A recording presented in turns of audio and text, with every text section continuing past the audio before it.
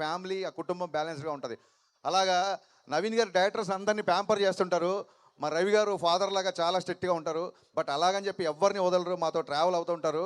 ఇవాళ ఈ ప్రోగ్రామ్ మొత్తం బ్యాక్ ఎండ్లో ఉండి అంతా ఆయన అబ్జర్వేషన్లో జరుగుతుంది. రవి గారు ఇక్కడ ఉంటే ఇంకా బాగుండేది. వాళ్ళిద్దరూ అంత బ్యాలెన్స్డ్గా ఉన్నారు కాబట్టే రంగస్థలాలు కొట్టినా పుష్పాలు కొట్టినా ఏ రోజు ఒక మాట ఎక్కువ మాట్లాడలేదు. అలాగే 1-2 సినిమాలు డిసప్పాయింట్ చేసి ఫ్లాపులు వచ్చినా ఏ రోజు ధైర్యాన్ని కోల్పోలేదు. అంత ప్రజెన్స్ ఆఫ్ మైండ్, అంత స్థితప్రజ్ఞత ఉంది కాబట్టే మైత్రి సంస్థ ఇవాళ ఇండియాలోనే నెంబర్ 1 ప్రొడక్షన్ హౌస్గా నిలబడింది. సార్ నవీన్ గారు, మీ బ్యానర్లో పనిచేయడం నాకే కాదు ఏ డైరెక్టర్కైనా మైత్రి మూవీస్లో పనిచేయడం అనేది ఒక ఒక వరం. ఇలాంటి ప్రొడ్యూసర్లు దొరకడం అనేది నిజంగా అదృష్టం. ఇది మనస్ఫూర్తిగా పూజ సుకృతం అని చెప్తున్నాను. ఇంత సపోర్ట్ చేసే ప్రొడ్యూసర్లను ఎప్పుడు చూడలేదు. ఎందుకు ఇంత చెప్పాల్సి వస్తుందంటే, ఒక విషయం చెప్పాలి మీకు. ఇది కన్ఫెషన్ అనుకోండి లేదా క్లారిటీ అనుకోండి. బయట చాలా ఈ సినిమా మీద చాలా రకాల ఆర్టికల్స్, చాలా రకాల వెబ్సైట్ల మీద, చాలా వెబ్సైట్లలో లేదా మీడియాలో, ఎలక్ట్రిక్ ఛానల్ అన్నిట్లలో కొన్ని రూమర్లు అయితే వచ్చు, కొన్ని వాళ్ళు వాస్తవాలు అనుకుని రాసిండి అయితే చాలా జరిగినాయి. అందరు రాసిందంటే సినిమా పవన్ కళ్యాణ్ గారి వల్ల లేట్ అయిందని చెప్పి చాలామంది రాశారు. ఇవాళ నేను ఇక్కడ ఈ ఆదిత్య కాలేజ్ వేదిక చెప్పగలుగుతున్నానండి. మళ్ళీ ఒకసారి అందరికీ క్లారిఫై చేస్తున్నా, ఈ సినిమా పవన్ కళ్యాణ్ గారి వలన ఏ మాత్రం ఆలస్యం అవ్వలేదు, అస్సలు అవ్వలేదు. ఫస్ట్ ఒక కథ అనుకున్నాం. ఫస్ట్ అంటే సినిమా ప్రమోషన్ స్టార్ట్ చేసిన తర్వాత నాకు ఉస్తాద్ భగత్ సింగ్ గురించి కంప్లీట్గా మాట్లాడేదానికి దొరికిన అవకాశం వేదిక ఇదే కాబట్టి చెప్తున్నాను. వేరే సినిమా ఫంక్షన్కి వెళ్ళినప్పుడు ఉస్తాద్ అప్డేట్ అనుస్తారు, అప్పుడు మన సినిమా గురించి చెప్పడం కరెక్ట్ కాదని ఎప్పుడు చెప్పలేదు. ఫస్ట్ ఒక కాలేజ్ బ్యాక్డ్రాప్లో లవ్ స్టోరీ అనుకున్నాను. ఎందుకంటే గబ్బర్ సింగ్లో బాగా మాసిగా చూపించాను, నాకు ఆయన ఒక జల్సా ఖుషీ లాగా చూపించాలని చెప్పి ఒక కాలేజ్ బ్యాక్డ్రాప్ లవ్ స్టోరీ అనుకున్నాం. సినిమా అనౌన్స్ కాడి నుంచి ఎక్కడికి వెళ్ళినా సరే, అన్న ఇంకో గబ్బర్ సింగ్ ఎప్పుడు అని చెప్పి సోషల్ మీడియాలో అవ్వచ్చు, బయట అవ్వచ్చు, సినిమా లవర్స్ అవ్వచ్చు, ఫ్యాన్స్ అవ్వచ్చు, అరే వీళ్ళు ఇంకా ఎక్కువ అదే మాస్, అదే ఒక ఫుల్ టు ఎంటర్టైన్ ఎక్స్పెక్ట్ చేస్తున్నారు. ఎక్కడో మేము అనుకున్న కదా కొంచెం క్లాస్ అవుతుంది అని చెప్పి ఆ తర్వాత ఐడియా డ్రాప్ చేద్దాము, ఇంకో థాట్కి వెళ్దామా అన్న ఒక సందిగ్ధంలో ఉన్నప్పుడు ఆ పాండమిక్లో నేను చాలా మెంటల్ డిప్రెషన్కి వెళ్ళిపోయాను. నా మెంటల్ హెల్త్ కూడా చాలా దెబ్బతింది అప్పుడు. సో ఈ కట్ చేద్దామా ఇంకో కట్ చేద్దామా అన్న సందిగ్ధంలో నా వల్ల కొంచెం టైం వేస్ట్ అయింది. ఆ తర్వాత ఒక రీమేక్ అనుకున్నాము, అది పెద్దగా ఎగ్జైట్ అవ్వలేదు ఎవరము. ఆ తర్వాత అది పక్కన పెట్టేశాము. ఎందుకంటే ఆయన లైనప్స్ చూస్తుంటే కొన్ని క్లాస్ సినిమాలు ఉన్నాయి ఆయన చేస్తున్నప్పుడు. అప్పటికి ఆ సినిమాల అనౌన్స్మెంట్ కూడా వచ్చేసింది. సో డెఫినెట్గా ఇలాంటి పాటలు ఉండే సినిమాలు అయితే లైనప్లో నాకు ఎక్కడ కనబడలేదు.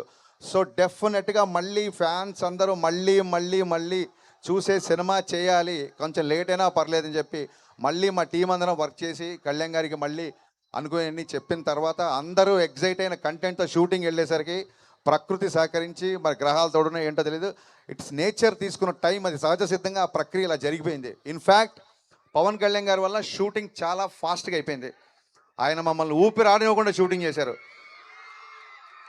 అందుకే అంత ఫాస్ట్గా షూటింగ్ అయిపోయిందని చెప్పి వీడియో రిలీజ్ చేసాం. అంటే పొద్దున్నే క్యాబినెట్ మీటింగ్కి వెళ్ళేవాళ్ళు, సరే సార్ విజయవాడకి వెళ్ళిపోయారు కదా, ఇంకే వాళ్ళ షూటింగ్ ఉండదంటే రేపు వెళ్ళి వేరే ప్లాన్ చేద్దామంటే సడన్గా సార్ బయలుదేరారు, నైట్ షూట్ చేస్తారని చెప్పి సార్ వాళ్ళ టీం ఫోన్ చేసేవాళ్ళు. ఇమ్మీడియట్గా మేము నైట్ షూటింగ్ ప్లాన్ చేసేవాళ్ళం. అంటే పొద్దునంతా క్యాబినెట్ మీటింగ్ అటెండ్ అయ్యి ఆయన నైట్ ఫ్లైట్కి హైదరాబాద్ వచ్చి మళ్ళీ మార్నింగ్ 3-4 వరకు పనిచేసి జస్ట్ ఇంటికి వెళ్ళి షవర్ చేసి మళ్ళీ ఆయన మంగళగిరి వెళ్ళిపోయిన రోజులు ఉన్నాయి. కొన్నిసార్లు 18 గంటలు 20 గంటలు ఆయన పనిచేసిన సందర్భాలు ఉన్నాయి. ఈ సినిమాకి పవన్ కళ్యాణ్ గారు ప్రాణం పెట్టి పనిచేశారు. మనస్ఫూర్తిగా కళ్యాణ్ గారికి కృతజ్ఞతలు చెప్పుకుంటున్నాను. మరిన్ని విషయాలు డెఫినెట్గా ప్రీలీజ్ ఈవెంట్లో మాట్లాడుకుందాం. అండ్ మా ఫేవరెట్ లిరిసిస్ట్ భాస్కర్ పట్ల అన్నయ్య, ఇందాక దేవి గారు చెప్పినట్టు భాస్కర్ పట్ల గారితో పనిచేస్తుంటే గాల్లో తేలినట్టు ఉంటుంది, ఫుల్ బాటిల్ ఎత్తి దించకుండా తాగినట్టు ఉంటుంది, దమ్ము లాగినట్టు ఉంటుంది. అన్నయ్య మామూలుకి ఎక్కవలేదు. నేను మొన్న ట్విట్టర్లో ఇందాక ట్విట్టర్లో కూడా పెట్టా. అంటే ఆయన చెప్పినట్టు ఎవరు దిగాలుగా ఉన్నా లేచి గంతులేసి ఒక న్యూ ఫేజ్ ఆఫ్ లైఫ్లోకి ఎంటర్ అయ్యే ఒక మూమెంటం ఇచ్చే సాంగ్ ఇది. కమర్షియల్ సాంగ్ అయినప్పటికీ, డ్యాన్స్ ఉన్నప్పటికీ కళ్యాణ్ గారు ఎప్పుడు ఒకటే చెప్తుంటారు, ప్రయత్నంలో లోపం ఉండకూడదు, ఫలితం మన చేతిలో ఉండదు. ప్రయత్నంలో ఎప్పుడూ లోపం ఉండకూడదు. ప్రయత్నంలో లోపం లేదు కాబట్టే ఆయన ఒకసారి అపజయాన్ని చూసినా సరే ఇవాళ మళ్ళీ డిప్యూటీ సీఎం స్థాయిలో ఉన్నారంటే దట్ ఈస్ నథింగ్ బట్ ప్రయత్నంలో లోపం లేకపోవడమే. అంటే ఇది రాజకీయాలు మాట్లాడే వేదిక కాదు, సందర్భం అంతకన్నా కాదు. కానీ మా హీరో ఒక అకుంఠిత దీక్షతో, ఒక అంకిత భావంతో ఫలితాన్ని ఆశించకుండా పనిచేస్తాడని చెప్పే ఉదాహరణలో భాగంగా ఏం చెప్పాల్సి వచ్చింది. సో దట్ ఈస్, నాకు తెలుసు మీరందరు ఇక్కడ చాలామంది పిఠాపురం గారి ఎమ్మెల్యే గారి తాలూకా కదా. నేను మాత్రం పవర్ స్టార్ పవన్ కళ్యాణ్ గారి తాలూకా. సో సీ యూ గాయ్స్, సమ్మర్లో కలుద్దాం.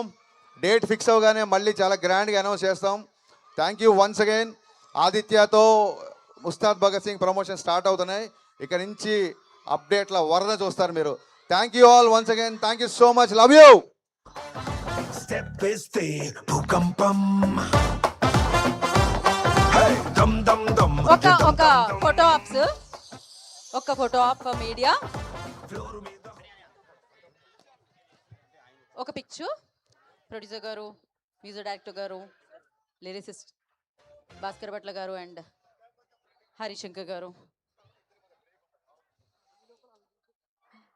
అండ్ అలాగే ఆదిత్య యూనివర్సిటీ నుంచి ప్రో ఛాన్సలర్ డాక్టర్ ఎన్ సతీష్ రెడ్డి గారిని వేదనరాసంగా స్వాగతం పలుకుతున్నాము. అండ్ అలాగే డైరెక్టర్ శ్రీనివాస్ రెడ్డి.